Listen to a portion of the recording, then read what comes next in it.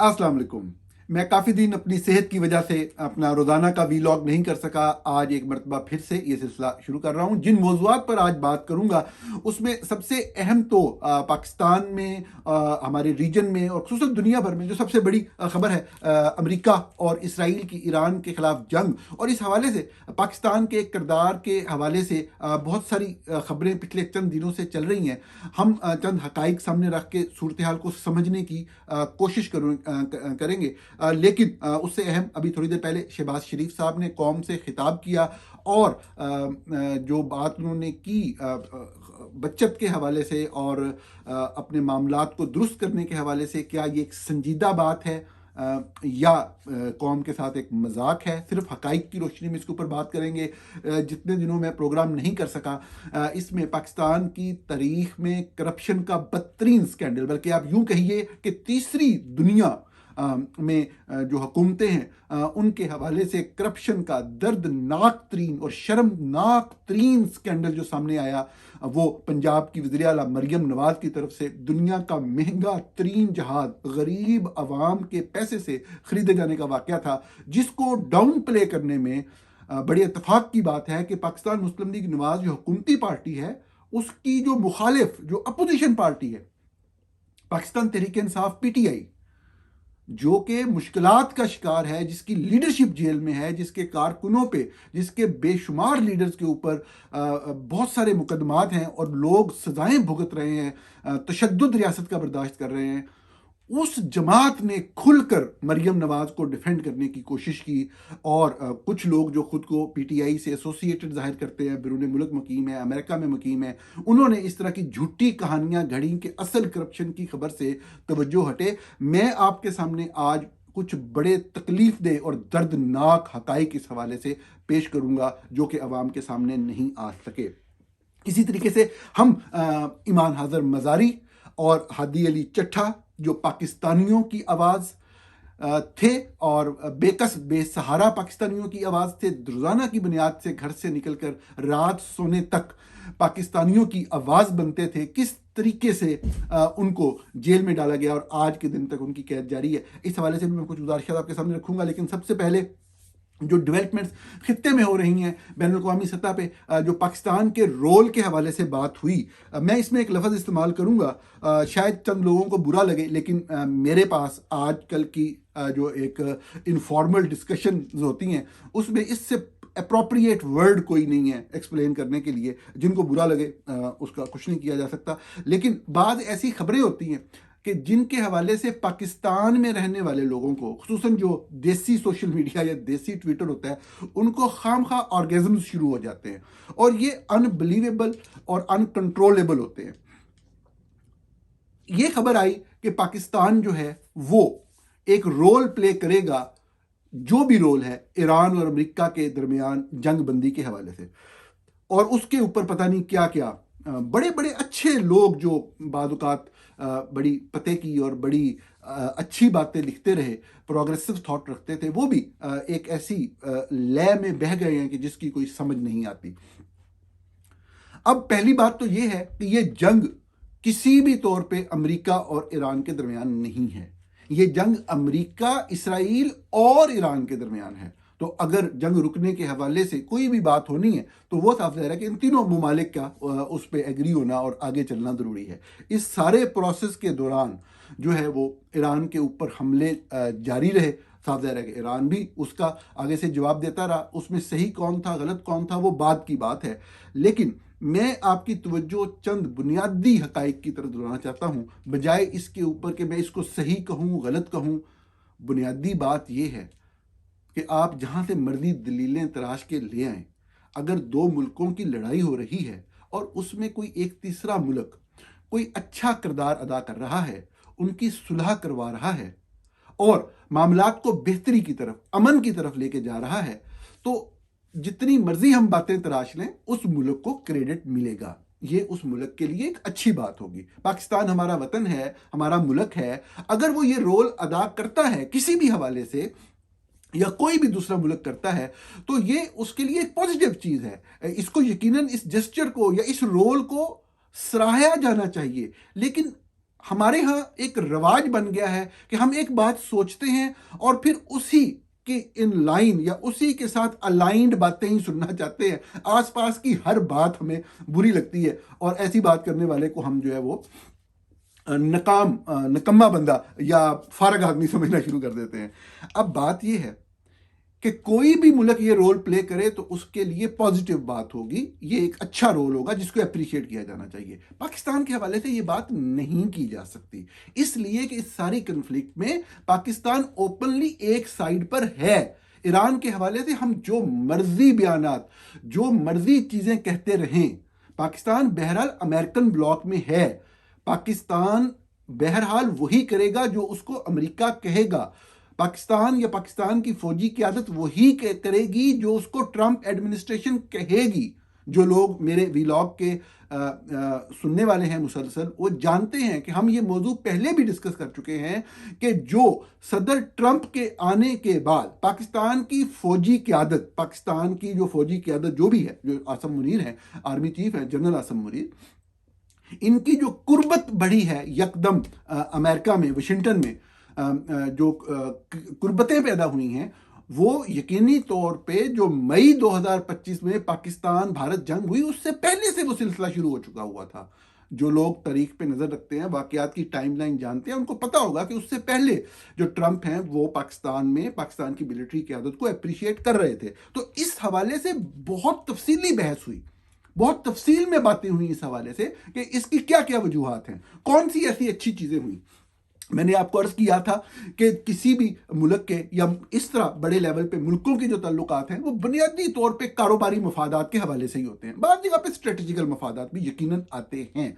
अब कारोबारी मफादात ये होते हैं कि जिस मुल्क की किसी दूसरे से एक बहुत बड़ा ट्रेड वॉल्यूम है, वो कभी भी उसके साथ अपनी ट्रेड को मुतासर नहीं करेगा, वो अपने कारोबार को नुकसान नहीं पहुंचाएगा, वो अपने रेवेन्यूज को, अपने बजट को वो किसी भी तौर पर डिस्टर्ब नहीं करेगा।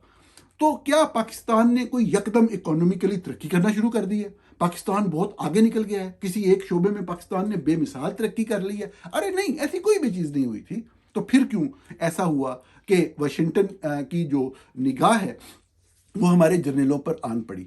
तो उसके ऊपर आपके सामने मैंने भी कुछ अर्ज की और मेरे से बहुत बेहतर बात करने वाले लोग मौजूद हैं जो इस हवाले से राय लिख भी रहे थे, बोल भी रहे थे। उसमें मल्टीपल फैक्टर्स से, उसमें सबसे अहम यकीनी तौर पे ईरान के हवाले से जो ट्रंप एडमिनिस्ट्रेशन का पहले दिन से प्लान था, वो जो यकीनी तौर पे जंग की हद तक जाने का नहीं था, लेकिन ईरान के अंदर इस हद तक वाकयात हुए लोगों के ऊपर तशद्दुद के और मुजाहिरीन को कुचल देने के कि वो बात एक दूसरी तरफ चली गई और अमेरिका के लिए आसान हो गया कि वो डायरेक्ट हिट करे और वो ईरान को डिवाइड कर सके या वहाँ पे रजीम चेंज कर सके। उसको लगा अमेरिका को, जो कि जंग के शुरू हो जाने के बाद वो कौम दोबारा से मुत्तहद हो गई, वही लोग जो डिवाइडेड थे वो फिर से इकट्ठे हो गए और ये हमेशा से होता है। अब बात क्या है, मसला ये है कि इस सारी सूरत हाल के अंदर जो पाकिस्तान है उसकी एक तो ज़रूरत थी ईरान के अंदर जो भी अमेरिका के और इसराइल के प्लान्स थे, नंबर 1। नंबर 2, बहुत सारे लोगों ने बुग्राम एयर बेस की बातें चलाई। मैं कभी भी उसको बहुत ज़्यादा कुछ दोस्त खुसूसन मुख्तलिफ ममालिक, आसपास के ममालिक से तल्लुक़ रखने वाले तजिया नगार भी इसको बुनियादी चीज़ समझते थे कि पाकिस्तानी फ़ौज इसलिए करीब हुई है कि America ultimately Bagram air base Afghanistan में जगह बनाना चाहता है और वहाँ से चाइना पे नज़र रखना चाहता है। मुझे कभी भी वो चीज़ प्रैक्टिकली पॉसिबल नज़र नहीं आती। अमेरिका की माइट से कोई इनकार नहीं कर सकता, लेकिन जो ओवरऑल ग्राउंड रियलिटी है अफगानिस्तान के अंदर, जो सूरत हाल रही है मादी में है, जो अब है, और चाइना भी एक स्टेक होल्डर अगर है और उसके इन तमाम ममालिक से ताल्लुकात हैं, तो ये कितना मुमकिन होगा, कितना वर्केबल होगा, तो मुझे इसकी समझ नहीं आती थी। लेकिन जो दूसरी तीसरी सबसे अहम बात थी वो पाकिस्तान के रेयर अर्थ मिनरल से, जो पाकिस्तानी जर्नल जो हैं वो थाली में रख कर वाइट हाउस तक आए और पूरी दुनिया ने देखा भी सही। तो ये बुनियादी वो चीज़ें थी जो ममालिक का कुर्बत इस तरह से होता है, उसमें कारोबारी मफाद होता है। कारोबारी मफाद पाकिस्तान में तो कोई कारोबार ना है ना हमें होता नजर आ रहा है। हम सबकी दिलों की ख्वाहिश है कि पाकिस्तान के अंदर पाकिस्तान के लोग खुद इन्वेस्टमेंट करें, जो पाकिस्तान के शहरी हैं, पाकिस्तान के अंदर रहते हैं, या बाहर से भी लोग वहाँ पे सरमाया लेके आए, जिसके लिए एक एनवायरनमेंट चाहिए होता है, लॉ एंड ऑर्डर की बेहतरीन सूरत हाल चाहिए होती है, रूल ऑफ लॉ चाहिए होता है, अदालतें चाहिए होती हैं जो फंक्शन कर रही हूँ। हमारे पास इन तीनों में से कुछ भी नहीं है, तो कोई पागल है उत्थे जाके इन्वेस्टमेंट करेगा? तो बुनियादी बात यह है कि वो तो कोई चीज़ नहीं थी, तो एक स्ट्रेटजिकल ही चीज़ बचती है पाकिस्तान की एक स्ट्रेटजिकल लोकेशन है जो हमें जो मुताला पाकिस्तान और माशरती उलूम में पढ़ाई जाती थी। और ये कोई किसी मौजूदा जर्नल, हमारे कराची में एक दोस्त हैं साहब, मतलब दोस्त तो नहीं, मेरे तो दोस्त नहीं हैं, बड़े सीनियर सहाफ़ी हैं मेरे से, तो बहुत बड़ा नाम है उनका। वो पता नहीं बड़ा अच्छा लिखते लिखते यकदम उनको कोई 7 8 10 साल हुए अल हलाल में लिखना शुरू किया, और अब वो मुसलसल जो भी फौजी कुरान होता है उसकी ऐसे कसीदे और ऐसी ऐसी बातें उनकी जुल्फ़ों और उनकी जो ये जो आंखों के ऊपर होते हैं इनके हवाले से वो उससे मिलते जुलते मतलब फ़िक्रे निकालते हैं। ये हमेशा से जो पाकिस्तान की जियोग्राफिकल लोकेशन है, इसके ऊपर कब्ज़ा है चंद फौजी जर्नलों का, तो वो रेंट ए आर्मी के तौर पे हमेशा से अमेरिका को दस्तयाब रहे हैं। उनकी ये अहमियत पाकिस्तान की वजह से है ही है। ये ज़ियाउल हक के दौर में भी ऐसी थी, ये बाद के अदवार में भी ऐसी ही रही। कोल्ड वार के बाद मुसलसल पाकिस्तान ने अपनी खिदमात जो हैं वो दी, और बड़ा पाकिस्तान ऐसे फन्ने खान बन के बैठता है। मतलब ये इन लोगों के मुताबिक कि ये बड़ी कोई एजाज़ की बात है, जो कि इंतहाई शर्मिंदगी की और गंदी बात है। उसको मैं अगर क्रूड फॉर्म में फिक्रों के सामने आपके सामने एक्सप्लेन करूंगा तो बहुत सारे लोगों को बहुत बुरा लगेगा, लेकिन ये फैक्ट है। ये वही लोग हैं जिनके आपने ये सोशल मीडिया पे यकदम ये ऑर्गेजम्स वाली सूरत हाल देखी, ये वही लोग हैं। जब सऊदी अरब और पाकिस्तान का मुआहिदा हुआ तो मैंने आपके सामने बड़ा क्लियरली, अगर आप जाके देखें उस वक्त जब ये सब मामला चल रहा था, तो इसको इसी तरह हम लोगों ने एनालाइज किया कि देखें कि पाकिस्तान का सऊदी अरब का एक ताल्लुक है, वो मज़हब की बुनियाद पे जो भी हम उसको बढ़ा चढ़ा के बयान करते रहें, एक फेस पे वो है। फैक्चुअली क्या है, वो सिर्फ ट्रेड की बेस पे होता है। हमारी ट्रेड सऊदी अरब के साथ कितनी है और सऊदी अरब की इंडिया के साथ कितनी है, मैं नहीं बोलता, आप गूगल करके देखें, तो ट्रेड के ऊपर कभी भी कॉम्प्रोमाइज़ नहीं होते। तो एक चीज़ ये थी, और ट्रेड के अलावा भी बड़े फ्रेंडली और बड़े क्लोज ब्रदरली रिलेशंस हैं इंडिया के और सऊदी अरब के। तो अब बात ये थी कि ये कैसे मुमकिन है कि अगर डिफेंस पैक्ट होता है तो पाकिस्तान का मामला तो सिर्फ इंडिया के साथ ही है मेनली, जो मुकाबला है अगर आप कहें तो, बाकी जो किसी से मुकाबला नहीं है ना उस तरीके से। तो क्या जब पाकिस्तान की और इंडिया की जंग होगी तो सऊदी अरब पाकिस्तान के साथ खड़ा होगा? सबने यही कहा कि सवाल ही पैदा नहीं होता, आउट ऑफ क्वेश्चन। मतलब वो ये जरूर करेगा कि वो भारत के साथ खड़ा ना हो और वो न्यूट्रल रह जाए, लेकिन कभी नहीं होगा। अब इसका मतलब है सऊदी अरब को जरूरत होगी, वही रेंटे आर्मी वाली बात, तो सऊदी अरब को किधर जरूरत होगी? यमन में होगी, किसी और मुस्लिम मुल्क पे होगी, ईरान पे होगी। तो सबको ये पता था कि उसमें भी पाकिस्तान कुछ नहीं कर सकेगा।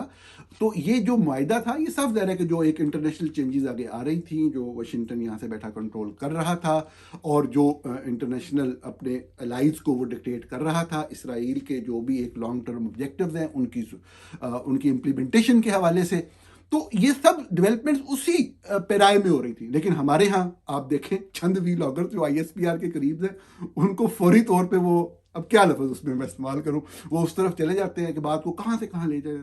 वो कहाँ गई बात, कहाँ पाकिस्तान और सऊदी अरब, कहा जा रहा था जी कि हरमैन की हिफाजत का जिम्मा मिल गया। अरे हरमैन की हिफाजत का जिम्मा अमेरिका के पास है, वो आपको कभी भी नहीं देता। खैर, इसके ऊपर भी ऐसे खामखा एक बहस शुरू हो जाएगी, लेकिन ये हकीकत है, फैक्ट है। अब बात ये है कि इस तरीके से लोगों को बेवकूफ़ बना के इन लोगों को क्या मिलता है? जो ईरान के बारे में बात कर रहे हैं, अभी आज हम भी इधर हैं, आप भी इधर हैं, आज भी है, कल का दिन भी आना है, आगे वाले दिन भी आना है। आप देखिएगा ये बात किस तरफ जाती है।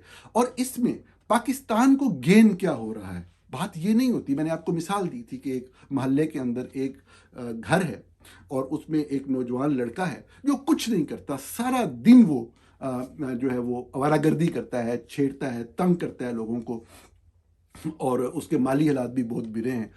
और यकदम एक दिन उसके घर में सब कुछ जो है ना वो ज़बरदस्त हो जाता है, और माल दौलत सब कुछ आ जाता है, लेकिन किसी को कुछ नहीं पता कि उसने कैसे किया ये सारा कुछ। तो ये कोई अच्छी बात नहीं होती है अगर आपको यकदम बैठे बिठाए बगैर किसी वजह तो इज्जत मिल जाए।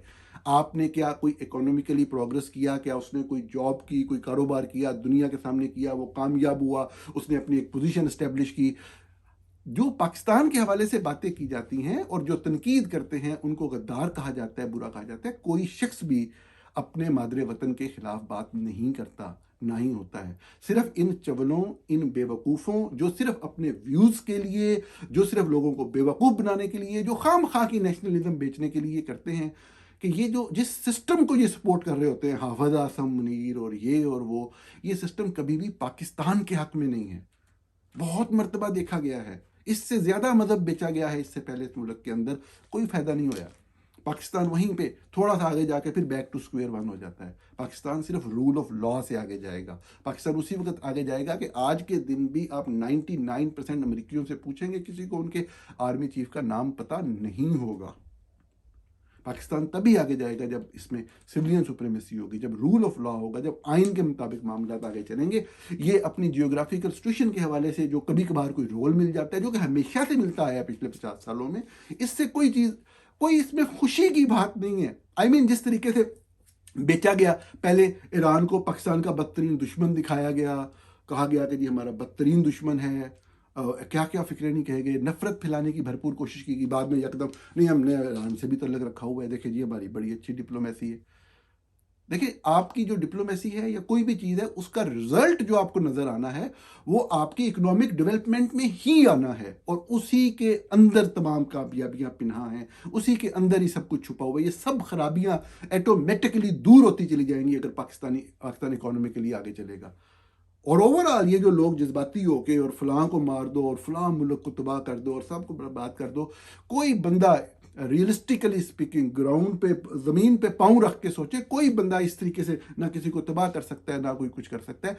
आपने ऑटोमेटिकली अल्टीमेटली आपने इकोनॉमिकली ग्रो करना है, आगे चलना है, और उसके बाद आपको रियल फाइट की ज़रूरत ही नहीं रहनी अगर आप आगे निकल जाते हैं तो। बहरहाल जज्बातियत बिकती है, नेशनलिज्म बिकती है, मजहब बिकता है, और जिन लोगों के पास काम करने को कुछ नहीं होता, जो बजाय लोगों को अपने मुल्क और मुल्क की इकॉनमी को दरपेश मसाइल से आगाह करें और उनके हल के बारे में बताएं, वो लोग जो कुछ कर नहीं सकते, कोई खबर नहीं कर सकते, कोई बेहतर चीज़ सामने नहीं ला सकते, वो फिर सिर्फ पेट्रियटिज्म ही बेचते रहते हैं। अगले मौजू पे चलते हैं, और ये मौजू है मोहतरमा मरियम नवाज की तरफ से जहाज़ खरीदने के हवाले से। जब मैंने पहले इसका जिक्र किया, ये खबर तो सोशल मीडिया पे आई और फिर उसकी बाद में तस्दीक हुई, और जब मुझे उस बात की समझ आई और मैंने जब लिखा, तो उसके बाद मरियम नवाज साहब के सोशल मीडिया सेल ने मेरे खिलाफ एक कैंपेन शुरू कर दी। वो जितनी मर्जी कैंपेन कर लें, उससे कभी कोई फ़र्क नहीं पड़ेगा। वो कभी किसी को ब्लैकमेल नहीं कर सकती। खुसूसन मेरे हवाले से ये बात है कि अगर उनकी वालदा इस दुनिया में नहीं रही, अगर वो अपनी वालदा से ही पूछ लेती तो वो भी उनको बताती कि अगर हमसे ब्लैकमेल नहीं हुआ, अपने वालिद साहब से पूछ लेती, अपनी फैमिली के बाकी अफराद से पूछ लेती, तो कोई और भी ब्लैकमेल नहीं कर सकता। जो फैक्ट्स हैं, जो हकाइक हैं, वो कभी छुपाए नहीं जा सकते। अब हकीकत क्या है मैं आपको बताता हूँ। जब फंस गए, पहले झूठ बोला कि जी पंजाब एयर के लिए त्यारा खरीदा है। अब जब फंस गए, जब उनको पता लगा कि अब यहाँ से बचना मुश्किल है, क्योंकि पंजाब एयर का तो वजूद ही कोई नहीं है, और ख़रीदा पापा की परी ने है, और अपनी इस चीज़ के लिए ख़रीदा कि दुनिया का महंगा तरीन एक लग्जरियस जहाज़ है जिसकी कोई जवाब नहीं बनता, कोई जस्टिफिकेशन नहीं बनती। एक ऐसी सूरत में जब मुल्क बदतरीन हालात से गुजर रहा है, और उसकी मतलब है कि कोई किसी तरह से कोई लॉजिक नहीं बनती इतने बड़े पैसे की, और इतना बड़ा बजट में जब मामला हो रहा हो, तो आप उसको कहता डिस्कस करते हैं, आवाम के सामने आता है, डिस्कशन होती है, और फिर उसके बाद उसके ऊपर एतराज़ात अगर उठते हैं उनको दूर किया जाता है, और अल्टीमेटली आप परचेज की तरफ जाते हैं। मैं आपको बताना चाहूँगा, क्योंकि मरियम नवाज का जो सोशल मीडिया सेल है वो लोगों को बेवकूफ़ इस नुक्ते पे अब बना रहा है कि जी ये तो पंजाब गवर्नमेंट की मिल्कियत है, ये कह रहे हैं कि ये मरियम नवाज का जहाज़ है। आप यकीन माने, आप जाकर देख लें, आपको कहीं कोई बंदा, सबसे ज़्यादा जज्बाती कमेंट पीटीआई वाले करते हैं, आप उनका भी कोई कमेंट नहीं मिलेगा कि ये मरियम नवाज ने अपने लिए खरीदा है। सब यही कह रहे हैं कि पंजाब गवर्नमेंट ने खरीदा है, मौजूदा पंजाब गवर्नमेंट ने। कोई बंदा ये नहीं कह रहा कि ये किसी और का है। अब बात क्या है, छुपाया क्या जा रहा है, कौन सी बदनीयती और कौन सी तारीख की बदतरीन करप्शन जो शरीफ फैमिली पहले भी करती रही और अब मरियम नवाज रंगे हाथों उस करप्शन में पकड़ी गई, उसको क्या छुपाया जा रहा है मैं आपको बताता हूँ। जो पंजाब है, मैं आपको बताता हूं कि बाकी हुकूमतें जो हैं, हम पाकिस्तान की मिसाल छोड़ दें, हम आसपास के ममालिक की मिसाल लेते हैं, हम वेल्दी बड़ी डेमोक्रेसीज की, बड़े बड़े इकोनॉमी वाले मुल्कों की और उनके उसकी मिसाल लेते हैं, और मैं आपके सामने जो है वो कुछ फैक्ट्स रखता हूं। बात हम हमसाया मुल्क से शुरू कर लेते हैं। हमारे साथ ही पंजाब का प्रोविंस है, भारतीय पंजाब का प्रोविंस है, बहुत छोटा प्रोविंस है हमारे पंजाब के मुकाबले में। मैं अभी देख रहा था कि कोई पता नहीं 50,000 स्क्वायर किलोमीटर उनका एरिया है, हमारा 2 लाख से ज़ायद है। उनकी पॉपुलेशन टोटल 27 मिलियन है, हमारी शायद 127 मिलियन है, तो 100 मिलियन उनसे ज़्यादा हमारी पॉपुलेशन है।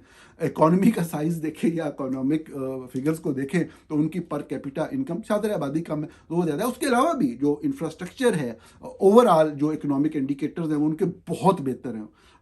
उस सूबे की इकोनॉमी की जो शेप है वो हमसे बहुत बेहतर है। हर तरह के इकोनॉमिक इंडिकेटर्स जो हैं वो आपको बेहतरी का निशाना इशारा देते हैं। उसके बावजूद आप ये देखें कि उनकी गवर्नमेंट के पास अपने इस्तेमाल के लिए कोई एयरक्राफ्ट उस तरीके से नहीं है। एक हुकूमत ने माजी में ख़रीदना चाहा तो उन्होंने उसका ऐलान किया। ये मैं आपको हमसाया सूबा पंजाब की बात बता रहा हूँ जो भारत में है, उसका बकायदा ऐलान किया। अपोजिशन ने उसके ऊपर बेशुमार इतराज़ात उठाए, वैलिड पॉइंट्स उठाए और कहा कि आप इस तरीके से फलां फलां अदारे का जहाज़ भी इस्तेमाल कर सकते हैं अपने फंक्शंस को परफॉर्म करने के लिए। तो उन्होंने वो जहाज़ नहीं खरीदा। अब मैं भारतीय पंजाब से आगे निकल के आपको दुनिया के जो यूनिट्स हैं, जो एडमिनिस्ट्रेटिव यूनिट्स हैं, सूबे हैं या स्टेट्स हैं इस तरह की, मैं उनकी मिसाल देता हूं। लेकिन मैं आपको एक चीज क्लियर कर दूं, मैं इस चीज का कायल हूं कि अच्छी गवर्नेंस के लिए कोई मसला नहीं है। अगर आप अच्छी गाड़ी लेते हैं, ज्यादा फ्यूल देते हैं, ज्यादा बजट देते हैं, आप त्यारा एक सूबा है बड़ा और उसका वज़ीर आला है, उसने 5, 6, 7, 8, 10 जगहों पे जाना है, उसके पास त्यारा लाजमी होना चाहिए। पॉइंट जो मैं आज जो दर्दनाक हकाइक आपके सामने रखना चाहता हूं वो जरा समझिएगा। कितने खौफनाक हकाइक हैं। रोना आता है इंसान को अपनी पाकिस्तानी अवाम की किस्मत के ऊपर कि किस तरह के लोग हमारे ऊपर जो है वो नाफिज किए गए, हमारे ऊपर बिठाए गए हैं लाकर। कि आप ये अंदाजा करें कि बात ये नहीं होती है कि आप त्यारा ना खरीदें, त्यारा क्या करना है, त्यारा और भी यूज किया जा सकता है। नहीं, त्यारा इंडिपेंडेंटली वज़ीर आला का इस तरह के सूबे का होना बहुत अच्छी बात है, अच्छी गवर्नेंस की मिसाल होगी। मैं आपको बताता हूं कि त्यारा किस तरह का होना चाहिए। त्यारे से कौन इनकार कर रहा है? त्यारा पहले भी था ना। पहली बात तो अवाम के सामने फैक्ट्स लाए जाएं कि क्या उसकी वो लाइफ पूरी हो चुकी थी या अब वो कम सिक्योर हो गया था जो उसको डिस्पोज ऑफ करने का फैसला किया गया, या एक और खरीदने का फैसला किया गया। कोई फैक्ट्स नहीं है, कोई बात नहीं करता, कोई जवाब देने को तैयार नहीं है। आप आगे आ जाए। अगर आपको चाहिए था तो आपको क्या चाहिए था? लोगों को यहां पे आके कंफ्यूजन है।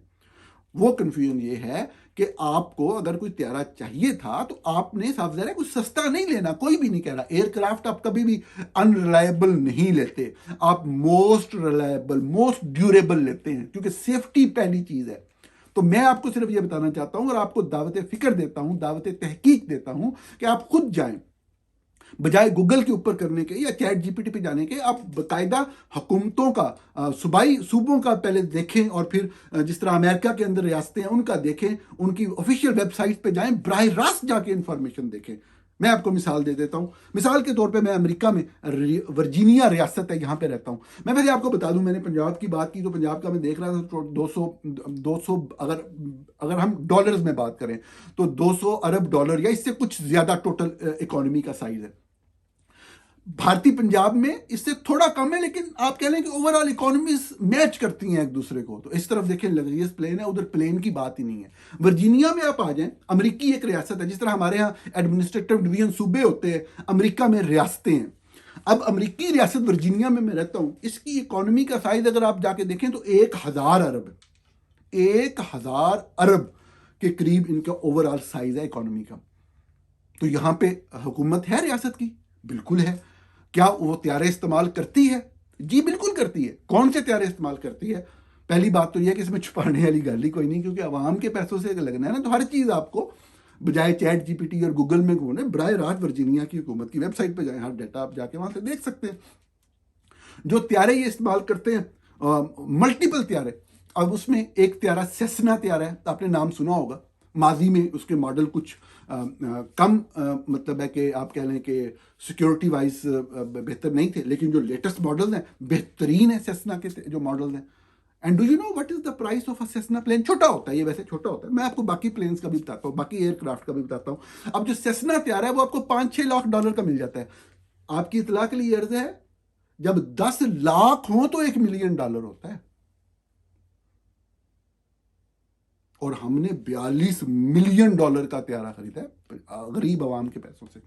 जो सेसना त्यारा जो वर्जीनिया की हुकूमत जो इस्तेमाल करती है, 2 तरह के एयरक्राफ्ट में भी आता हूं, उनमें जो छोटे त्यारे हैं वो सेसना है, जो अच्छे से अच्छा भी $6, 7, $8 लाख में भी आपको वो मिल जाता है, मतलब 1 मिलियन से कम कम प्राइस में आपको सेस्ना त्यारा अच्छी कंडीशन में अवेलेबल होता है, जो कि फुली सिक्योर होता है, लेकिन छोटा है।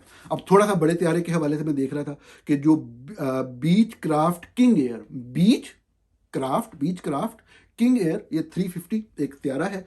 और मैंने ये देखा कि ये वर्जीनिया की गवर्नमेंट, इसमें मतलब दर्जन से ज़्यादा लोग जो है वो बैठ सकते हैं। बेहतरीन, पूरी दुनिया में कोई बंदा उसकी सिक्योरिटी या उस हवाले से, असल चीज़ यही आप सोच सकते हैं ना कि यार फ़ज़ा में उड़ना है और उसकी कोई सिक्योरिटी का या कोई उस तरह से मसला हो, या वो कम पायदार हो या रिलायबल ना हो, नहीं, बेहतरीन दुनिया में जो त्यारा। और इसकी कीमत कितनी होगी आप खुद इमेजिन करें।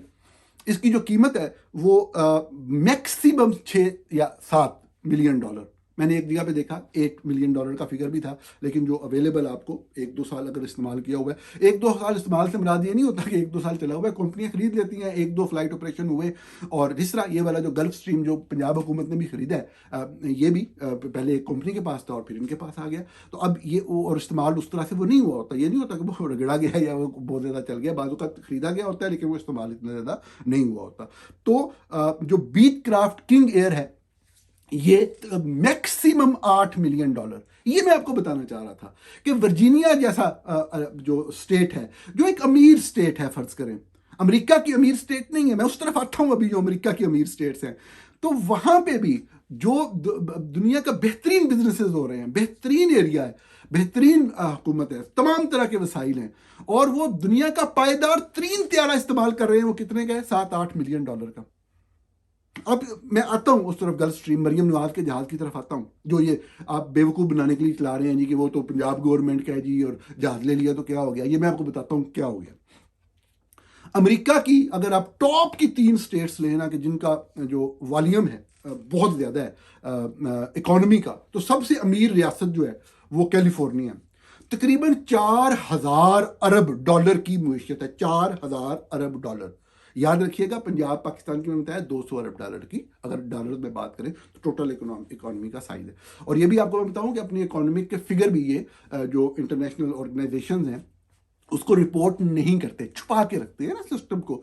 बाकी आप अब इंडिया में आसपास देख लें, बांग्लादेश में देख लें, श्रीलंका में देख लें, किसी मुल्क में देख लें, जितने उनके इकोनॉमिक फिगर हैं, अच्छे हैं या बुरे हैं, वो रिपोर्ट करते हैं, अवेलेबल होते हैं, मतलब पब्लिक के लिए। पंजाब के फिगर्स खुफिया रखे जाते हैं, आपको उसके बजट के एग्जैक्ट फिगर नहीं मिलेंगे, आप जहां से मर्जी जाकर देख लें, उनकी ऑफिशियल वेबसाइट से जाकर देख लें, आप उनके लोगों से बात करके देख लें, आपको नहीं बोलेंगे। आपको किसी अगर कहीं मिले तो आप लिखिएगा नीचे, बताइएगा मुझे। कैलिफोर्निया 4,000 अरब डॉलर, 4 ट्रिलियन डॉलर की इकोनॉमी है। उसकी हुकूमत भी यही जो दो आपको मैंने त्यारे बताए हैं, छोटे सेस्ना त्यारे और बीच क्राफ्ट किंग एयर, इस्तेमाल करती है, जिसकी मैक्सिमम कीमत 8 मिलियन डॉलर। ये हो रहा है पाकिस्तान के साथ। इस तरीके से शरीफ फैमिली लूटती है पाकिस्तान को।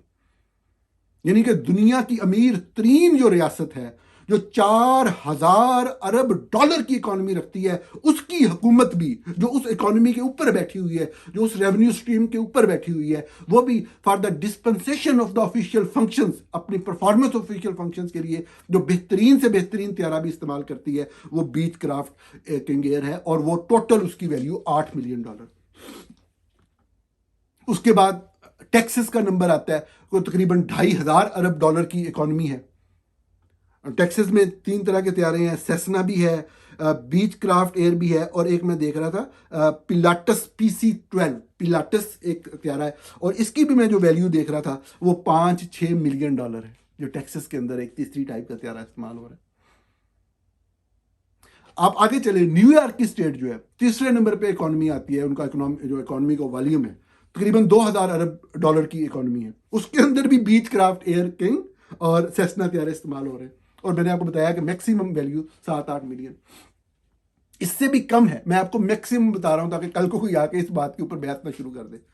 ये दुनिया की जो बड़े बड़े जो एडमिनिस्ट्रेटिव यूनिट्स हैं, इकोनॉमी रखते हैं, जिनके पास, लेकिन उनको एक एक बात का हिसाब देना पड़ता है। वो जाके अपनी जो टेल है उसको ऑफ नहीं करते कि कोई इसकी जाके फ्लाइट रेडार पे लोकेशन को मॉनिटर ना कर सके, क्योंकि अवाम के पैसे से खरीदी गई चीज़ है, तो हर चीज़ जो है वो पब्लिक आई के सामने है। कब खरीदी, किससे खरीदी, किस तक खरीदी, किस वक्त टेंडर फ्लोट हुआ, एक एक चीज़ आपको वहां पर नजर आएगी।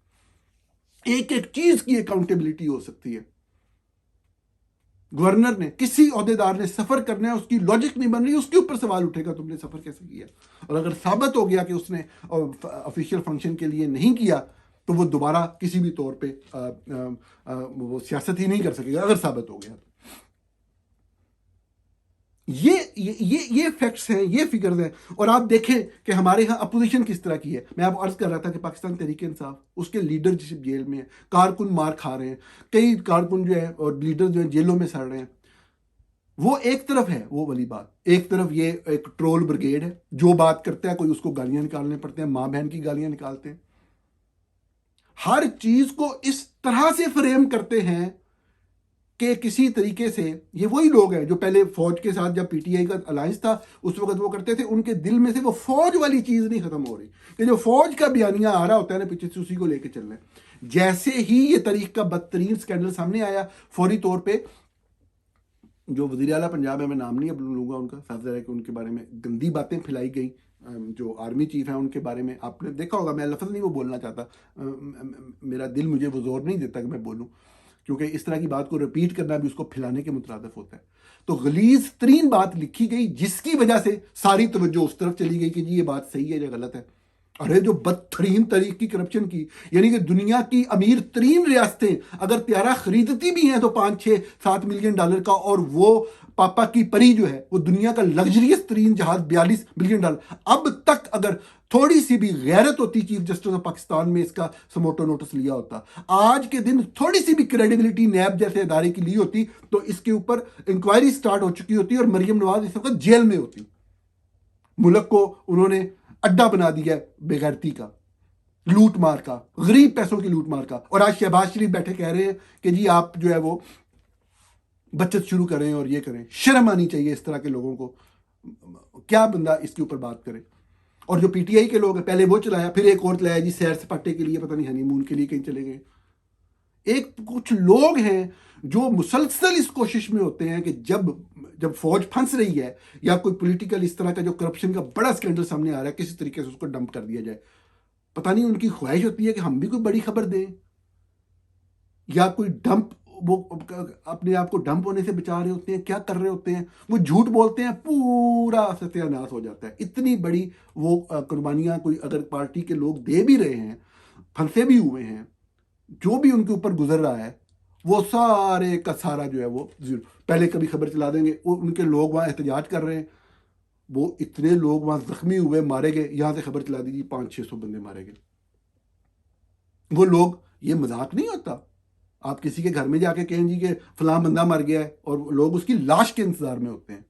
ये मारना किसी को कोई मजाक वाली बात नहीं होती है कि इतने बंदे मर गए हैं तो फिर क्यों है जी, काट भी मरने से फिर क्यों है, साबित नहीं हो रहा। नहीं, ऐसा नहीं होता है। मरना बहुत बड़ी बात होती है, मरने का इल्जाम। अब वहां पे 14 लोग शहीद हुए जो पाकिस्तान की तरीक के बदतरीन वाकयात में से एक है, उसको 200-300 का रंग दे के सारा पट्टा ही बिठा दिया। उसके बाद से तहरीक आज तक खड़ी नहीं हो सकी। जो भी इनका एक नैरेटिव था ना पब्लिक के अंदर तहरीक इंसाफ का, सिर्फ वो झूठी खबर की वजह से। वो बरीदके में वाकया हुआ, उसका पता नहीं, यहाँ पे वो एक वेबसाइट बनी हुई है, उसके ऊपर खबर चला दी, 1000 बंदा मर गया।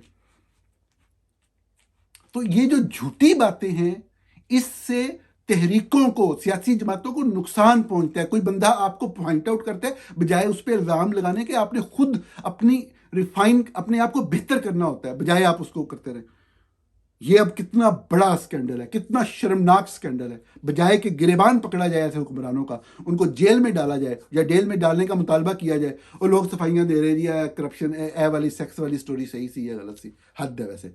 मोहतरमा ईमान हादर मज़ारी, हादी अली चट्ठा, मैं इस हवाले से एक तफसीली बात बहुत जल्द आपके सामने रखूँगा। जो जो उन लोगों ने काम किए, जो जो वो तब्दीली लेके आए पाकिस्तानी सोसाइटी, पाकिस्तानी माशरे में, पाकिस्तान में जो डाइसेंट की आवाज़ें थी उनके तहफ़्फ़ुज़ के लिए, पाकिस्तान में जो बेहतरी की आवाज़ें थी उनके तहफ़्फ़ुज़ के लिए, जहाँ पाकिस्तानियों के साथ जुल्म हो रहा था उस जुल्म को उजागर करने के हवाले से जिन लोगों की आवाज़ कोई नहीं बनता था, जिनका केस कोई नहीं देता था, ईमान मज़ारी और हादी अली चट्ठा उनकी आवाज़ बनते थे। और यही बात फौजी जनता को, फौजी डिक्टेटर आसम मुनीर को खटकती थी। उनको पहले एक बेबुनियाद केस के अंदर जेल में डाला गया, और अब उनका जो बुनियादी हक है कि उनका केस सुना जाए, उनकी ज़मानत का केस सुना जाए, क्योंकि ये हक बहरहाल हाई कोर्ट की सतह पे अवेलेबल होता है, हर शहरी को अवेलेबल होता है, उनका केस सुनने को कोई जज तैयार नहीं हो रहा। अब बहुत ही तकलीफ सूरत हाल है, खुसूसन मेरे लिए, क्योंकि बहुत सारे लोगों के अलावा मैं, मेरे ज़ाती तौर पे भी, मेरे इदारे के हवाले से भी, मेरी फैमिली के हवाले से भी एक बहुत बड़ा सहारा